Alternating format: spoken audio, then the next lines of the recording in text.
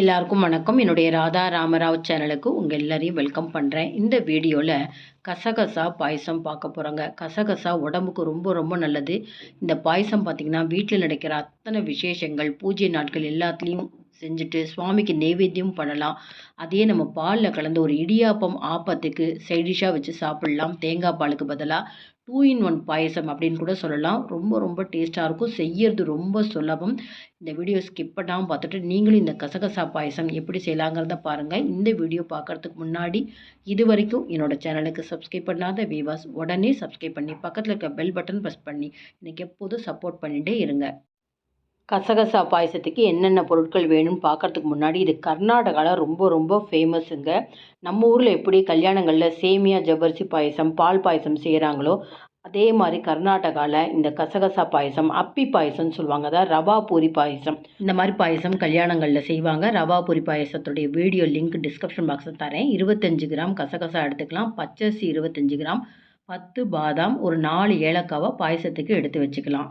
ஒரு சின்ன தேங்காய் மூடியில் ஒரு மூடி தேங்காவை துருவி வச்சுக்கணும். நீங்கள் கொஞ்சம் இது கூட கொப்பரை தேங்காயும் தாராளமாக சேர்த்துக்கலாம். முதல்ல நம்ம வாணலியில் அரிசியை வறுத்துக்கணுங்க. உங்களுக்கு தேவைப்பட்டால் நீங்கள் அதை களைஞ்சி உணர்த்தி கூட நீங்கள் வறுத்துக்க எடுத்துக்கலாம். அது கூட நம்ம ஏலக்காய் சேர்த்துக்கலாம். அடுத்தது பாதாம். இதெல்லாமே கொஞ்சம் வறுபடுறதுக்கு நேரமாகும். அதுக்காக முதல்ல இதை சேர்த்துக்கலாம். கசகசா பார்த்திங்கன்னா வாணலி சூடாயிட்டால் போட்ட உடனே உங்களுக்கு நல்லா வறுபட்டுடும். இப்போ தீஞ்சு போன மாதிரி ஆகிடும். அதனால் முதல்ல அரிசியெல்லாம் சேர்த்துட்டு ஒரு 2 நிமிஷம் கழித்து ஓரளவுக்கு அரிசி நிறம் மாற ஆரம்பித்தோடனே நம்ம கசகசா போட்டோம்னா கசகசாவும் வறுபட்டுடும். அதே சமயத்தில் உங்களுக்கு தீஞ்சி போகாது, அரிசியும் வறுபட்டிருக்கும். இந்த டிப்ஸு ரொம்ப ரொம்ப நீங்கள் முக்கியமாக ஃபாலோ பண்ணுங்கள். இல்லைன்னா தனித்தனியாக வறுத்துக்கோங்க. அதாவது அரிசி, பாதாம் பருப்பு, ஏலக்காவை தனியாகவும் கசகசாவும் தனியாகவும் வறுத்து அப்புறம் எல்லாத்தையும் ஒன்றா சேர்த்துக்கலாம். இப்போ நல்லா ஓரளவு கலர் வந்தப்புறம் இதை வேறு ஒரு பவுலில் மாற்றிக்கலாம். வாணலியிலே வச்சுடாதீங்க. அப்படியே வச்சுட்டோம்னா திரும்பவும் சொல்கிறேன், இந்த கசகசா தீஞ்சு போயிடும். சூடு ஆறுனதுக்கப்புறம் மிக்ஸி ஜாரில் போட்டுட்டு அந்த ஏலக்காய் வறுத்தோம் இல்லையா, அதுலேருந்து தோல் எடுத்துகிட்டு இந்த உள்ளே இருக்கிற விதைகளை மட்டும் சேர்க்குறேன். இது கூட பார்த்திங்கன்னா அந்த ஒரு மூடி தேங்காய் துருவலையும் அதோடையே சேர்த்துட்டு கொஞ்சமாக தண்ணி விட்டு நல்லா விழுது போல் நைஸாக அரைச்சிக்கணுங்க. கொஞ்சம் கூட கொரகொரப்பாக இருக்கக்கூடாது. அந்த பாதாம்லாம் சேர்த்து அரைக்கிறப்ப நல்ல க்ரீமி டெக்ஸ்சர் இருக்கும். வாசனை ரொம்ப நல்லாயிருக்கும். ரொம்ப ரிச்சாக இருக்கும். இந்த பாயசம் நிறைய காணுங்க. 25 கிராம் கசகசா அரிசி எடுத்தாலும் 10 பேர் குடிக்கிற அளவுக்கு இந்த பாயசம் கிடைக்கும். இப்போ எந்த கப்பில் நீங்கள் அரைச்ச விழுது எடுத்துருக்கீங்களோ அதே மாதிரி கப்பு எடுத்துக்கோங்க. ஒரு 3/4 கப்புக்கு நல்ல பாகு வெல்லமாக பொடிச்சு எடுத்துருக்கேங்க. இதை முதல்ல நம்ம கரையை விட்டுக்கலாம். 1 கப்பு தண்ணி விட்டு நல்லா கரைஞ்சதுக்கப்புறம் வடிகட்டி சேர்க்க போகிறோம். கசகசா பாயசம் செய்கிறதுக்கு அடிகனமான பாத்திரம் எடுத்துக்கணும். நான் இன்றைக்கி பாயச உருளி எடுத்துக்கிறேங்க. இது எங்கே வாங்கினேங்கிறத டிஸ்கிரிப்ஷன் பாக்ஸில் அட்ரஸ் போடுறேன். கொரியர்லேயே அனுப்புகிறாங்க. இந்த வெண்கலம் ரொம்ப குவாலிட்டியாக இருக்குது. விலையும் பார்த்திங்கன்னா கடைகளில் வாங்கிறத விட ரொம்ப ரீசனபிளான ரேட் இருக்குது. இந்த உருளியை எப்படி மெயின்டைன் பண்ணலான்னு கேட்டிருந்தாங்க. எந்த ரெசிபி செஞ்சாலும் நம்ம சமைச்சு வச்சதுக்கப்புறம் கரைச்ச புளிச்சக்கையால் ஒரு முறை தடவி விட்டுட்டு சபீனா வச்சோ இல்லை டிஷ்வாஷர் வச்சோ தேய்ச்சிட்டு நல்லா அலம்பிட்டு தொடச்சிட்டு ஒரு சொட்டு ஆயில் வச்சு டிஷ்யூ பேப்பர்லாம் தொடச்சிட்டிங்கன்னா புதுசு போல் இருக்கும். இப்போ வெள்ளை கரிசலை அந்த உருளியில் வடிகட்டி சேர்த்துக்கலாம். அரைச்ச விழுது, அதாவது இந்த பாதாம், அரிசி, கசகசாலாம் ஆல்ரெடி நல்லா வறுத்ததுனால டைரெக்டாக வெள்ளை கரைசல்லே சேர்த்து வேக வைக்க போகிறோம். ஒரு கரண்டியால் கலந்து விட்டுண்டே அந்த மிக்ஸை சேர்க்கணுங்க. அப்போ தான் கட்டி தட்டாமல் இருக்கும். இன்னும் கொஞ்சம் தண்ணி தாராளமாக சேர்த்துக்கலாம். ஒரு 1/4 லிட்டர் அளவுக்கு தண்ணி சேர்த்துக்கலாங்க. ஏன்னா நல்லா உங்களுக்கு காணும். நைஸாக அரைச்சிருக்கிறதுனால அந்த அரிசியெல்லாம் நல்லா திக்காயிடும். நல்லா க்ரீமியாக இருக்கும். பாதாம் சேர்த்ததுனால ஒரு 5 நிமிஷம் கொதிக்க வச்சா இந்த பாயசம் ரெடி. அவ்வளோ நல்ல மணமாக இருக்குங்க. அவசியம் நீங்கள் பூஜை நாட்கள், பண்டிகை நாட்கள், உங்கள் வீட்டில் நடக்கிற விசேஷ நாட்கள் எல்லாத்துலேயுமே இந்த மாதிரி ஒரு பாயசம் செய்யுங்க. செய்யறது ரொம்ப ரொம்ப சுலபம். மெடிசன் வேல்யூ இந்த கசகசாக்கு இருக்குங்க. முக்கியமாக வயிற்று புண்ணு இந்த கசகசா ஆற்றுங்க. அதனால் வயிற்று புண் இருக்கிறவங்க, அசிடிட்டி இருக்கிறவங்க, தூக்கம் இல்லாமல் நைட்டு தூக்கம் வரலன்னு கஷ்டப்படுறவங்க வாரத்தில் 3 நாள் இந்த பாயசம் கொடுத்தீங்கன்னா நல்லா டீப் ஸ்லீப் இருக்குங்க.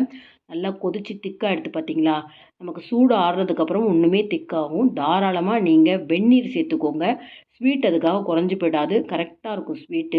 இப்போ நான் இதில் முந்திரி திராட்சைலாம் சேர்க்க போகிறதில்ல. 2 டீஸ்பூன் நெய் சேர்க்குறேன். எதுக்காக முந்திரி திராட்சை சேர்க்க போகிறது இல்லைன்னா இது 2 in 1 பாயசங்க. இதையே நம்ம பால் சேர்த்துட்டோம்னு வச்சுக்கோங்களேன், இடியாப்பத்துக்கு தேங்காய் பால் மாதிரி வச்சுட்டு சாப்பிட்லாம். அதையும் உங்களுக்கு செஞ்சு காமிக்கிறேன்.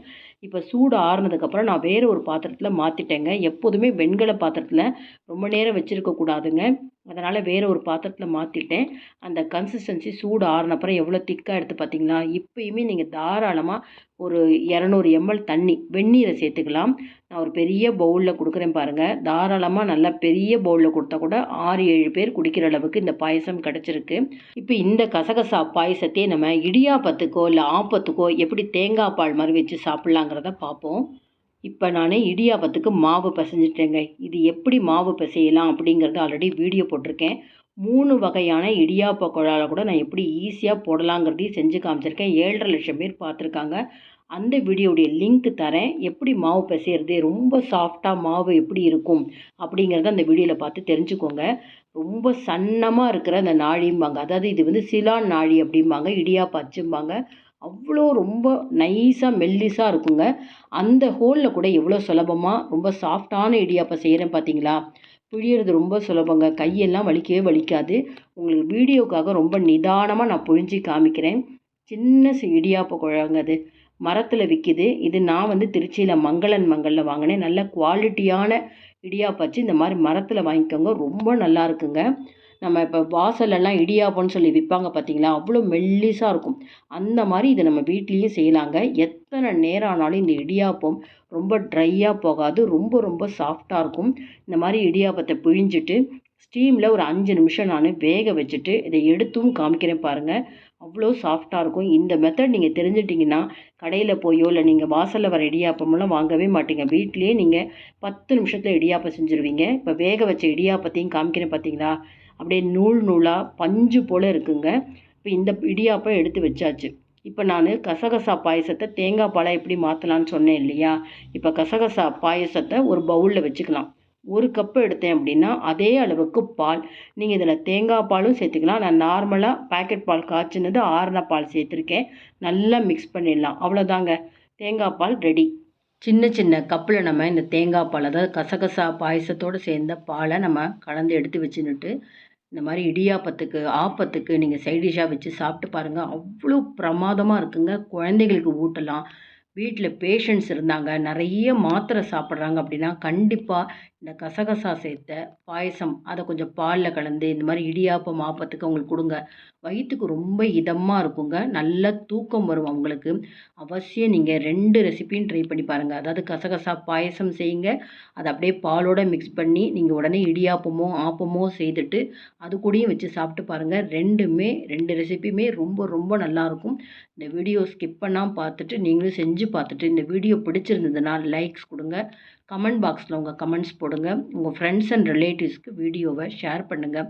இது வரைக்கும் என்னோடய சேனலுக்கு சப்ஸ்கிரைப் பண்ணாத வியூவர்ஸ் உடனே சப்ஸ்கிரைப் பண்ணி பக்கத்தில் இருக்க பெல் பட்டனும் ப்ரெஸ் பண்ணி அதில் ஆளுங்கிற ஆப்ஷன் வரும். அதை நீங்கள் ப்ரெஸ் பண்ணால் தான் நான் போடுற புது புது வீடியோ நோட்டிஃபிகேஷனாக கிடைக்கும்.